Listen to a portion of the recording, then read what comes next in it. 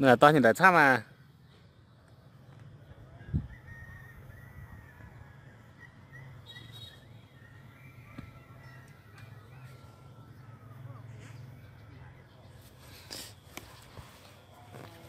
in hay bữa tầm ngút đoài nên để đoài chọn tu y là lên nhiều tu mua những tu bản ạ bây giờ tại vì ăn tết tiền nó út tế video tổng hai bữa chọn đoài của tập trung bữa cái mảng ổ tu y là lên nhiều hai quanh tại mua ạ này in hay bữa tập chọn đoài đó thì chỉ tao mua đoài chuẩn mảng thôi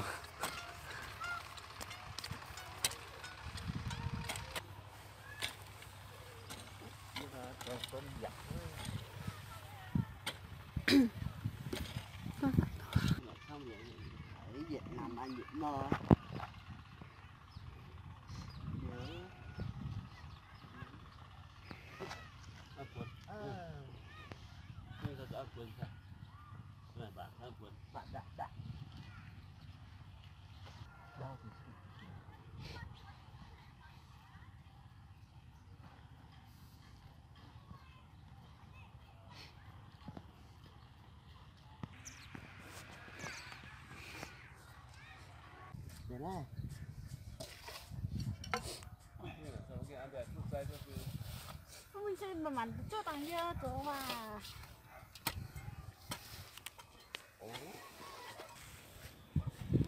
chai khai thác giống như in hay đom dùng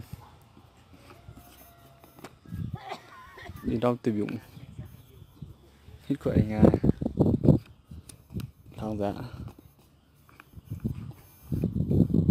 có sự kẹp keo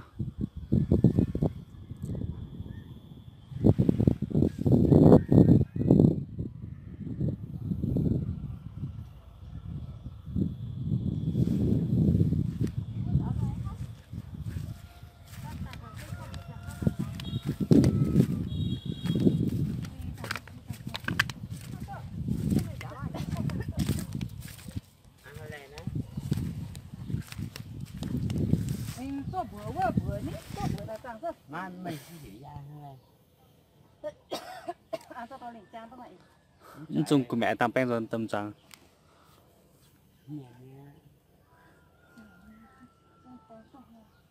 bữa nhé bữa trắng đó Này, con này tại là tôi em hiểu ăn hay lâu à? đâu có bữa tạm thôi Con tại là tôi tao giờ ăn lâu á. mày ăn cho rồi vừa cho mày vừa Anh cứ được cháu. mình tôi bùn nhạ Dạ anh hoa. Bữa cắt tôi biết rồi.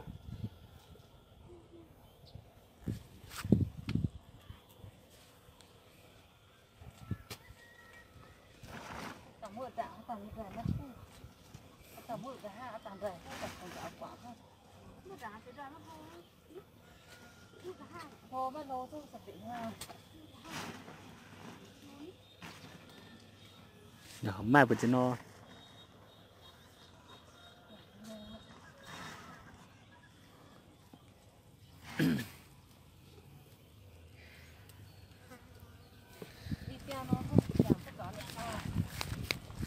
giờ chúng mai piano bò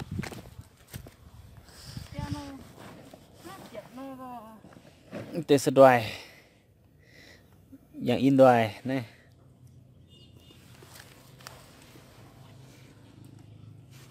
phải ha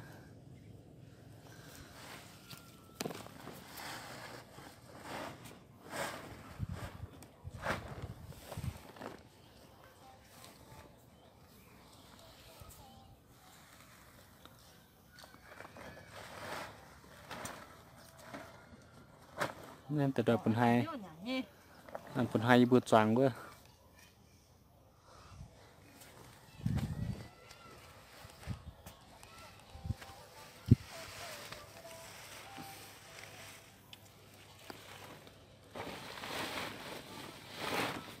từ sẽ đặt tê tao giờ mình ủy tụng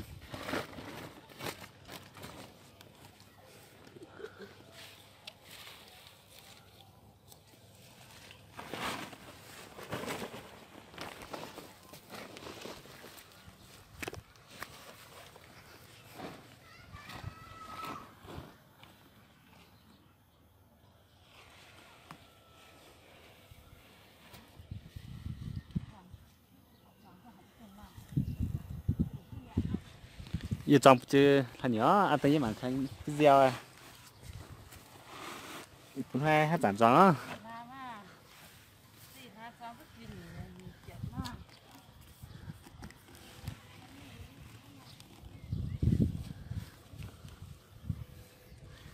gì hát chỉ được nháng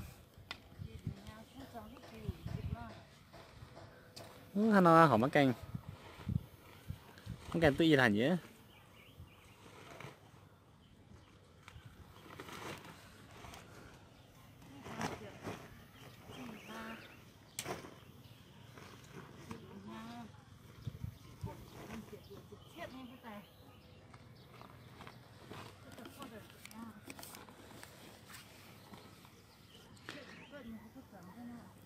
nó sẽ quy ổn này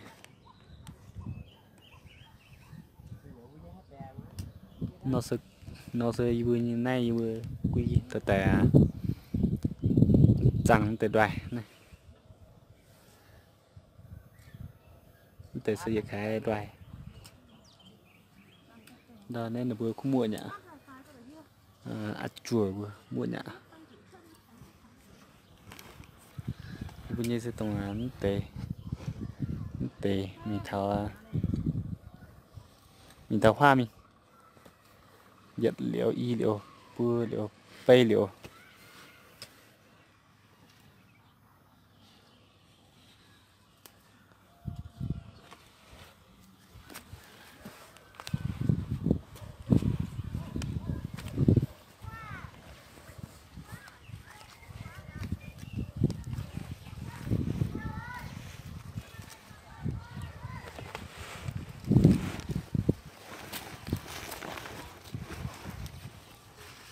bay nom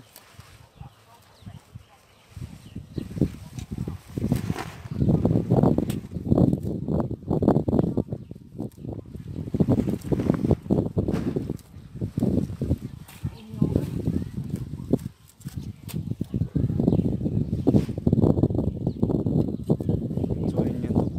cu nom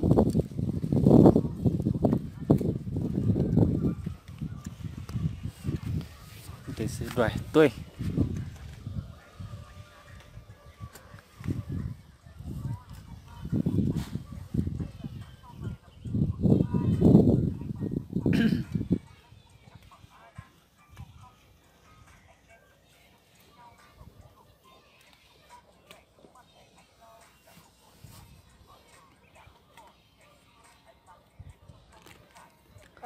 đi mình cũng phải họ sát tự giải quá này hơi từ trong phần hang hòa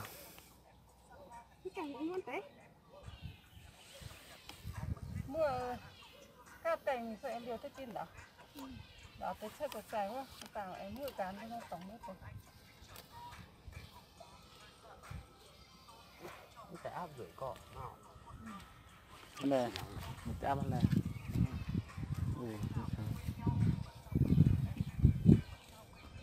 TC áp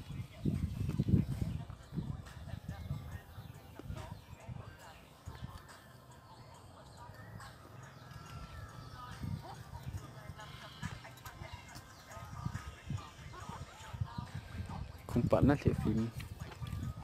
chiến ha phát từ xã lọ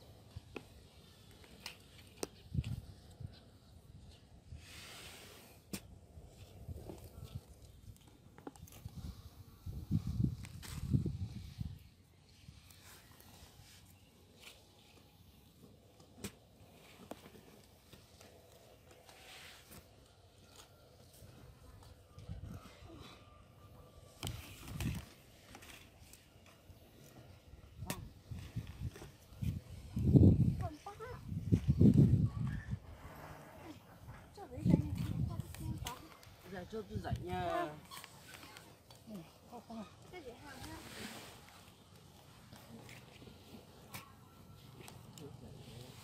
Thế sẽ tụi mình bùa thế sẽ nhận sẽ rất xịt cool.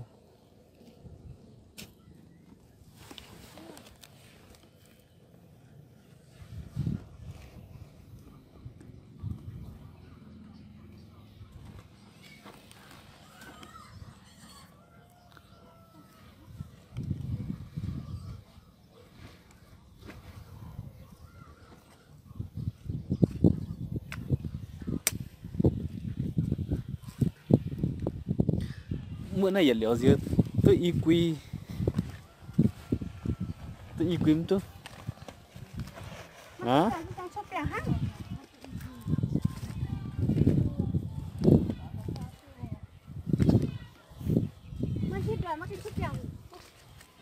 nè đợt tiền nè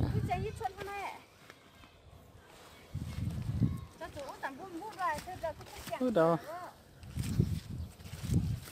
tiền nè rồi tại nên nó sẽ nên tiền nó tới lọ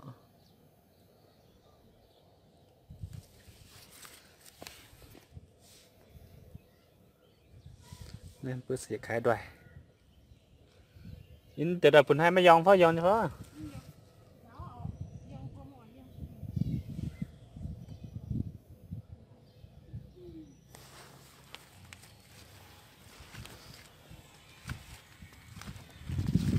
quán xiến mà vậy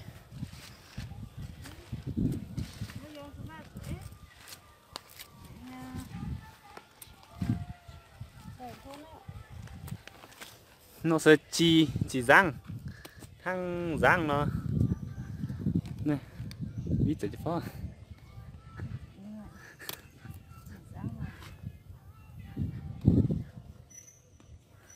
từ giờ tôi giờ quy về tôi